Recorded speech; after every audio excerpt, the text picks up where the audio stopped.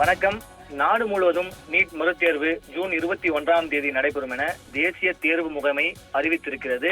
வினாத்தாள் கசிவு காரணமாக மே 3ஆம் தேதி நடந்த இளநிலை நீட் தேர்வை தேசிய தேர்வு முகமை ஏற்கனவே ரத்து செய்திருந்தது. இந்த நிலையில் தற்போது மறுதேர்வு தேதி அறிவிக்கப்பட்டிருக்கிறது. முன்னதாக நீட் நுழைவுத் தேர்வை தேசிய தேர்வு முகமை ஆண்டுதோறும் நடத்தி வந்திருந்தது. அதன்படி 2026-27ஆம் கல்வியாண்டில் மருத்துவ படிப்புகளில் சேர்வதற்கான இந்த நுழைவுத் தேர்வை கடந்த 3ஆம் தேதி நாடு முழுவதிலும் இருந்து 552 நகரங்களிலும், துபாய் உள்ளிட்ட வெளிநாடுகளில் 14 இடங்களிலும் என மொத்தம் 5432 தேர்வு மையங்களில் நடைபெற்றது.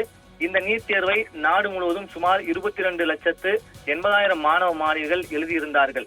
இந்த நிலையில் நீட் தேர்வு வினாத்தால் பல்வேறு இடங்களில் தேர்வு நடைபெறுவதற்கு முன்பே கசிந்ததாக புகார் எழுந்தது. இதனைத் தொடர்ந்து நீட் நுழைவுத் தேர்வை ரத்து செய்வதாக தேசிய தேர்வு முகமை அறிவித்தது.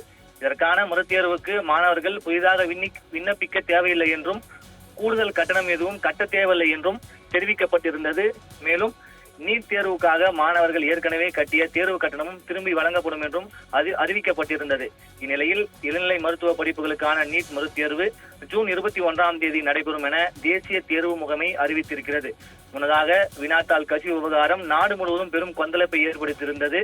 சென்னையில் நேற்று இந்திய மாணவர் சங்கத்தினர் நீட் தேர்வை முற்றிலும் ரத்து செய்ய கோரியும், தேசிய தேர்வு முகமையை கலைக்க கோரியும் தீவிர போராட்டத்தில் ஈடுபட்டனர். தேர்வு முறைகளில் உள்ள குளறுபடிகளுக்கு தீர்வு காண வேண்டும் என பல்வேறு தரப்பிலிருந்து கோரிக்கைகள் எழுந்த வண்ணம் இருந்தன. இந்நிலையில் மறுதேர்வுக்கான ஹால் டிக்கெட் மற்றும் தேர்வு மையங்கள் குறித்த விவரங்கள் விரைவில் அதிகாரப்பூர்வமாக அறிவிக்கப்படும் என தேசிய தேர்வு முகமை தெரிவித்திருக்கிறது. குறுகிய காலமே அவகாசம் இருப்பதால் மாணவர்கள் மீண்டும் தேர்வுக்கு தயாராக வேண்டிய சூழல் ஏற்படுத்தியிருக்கிறது.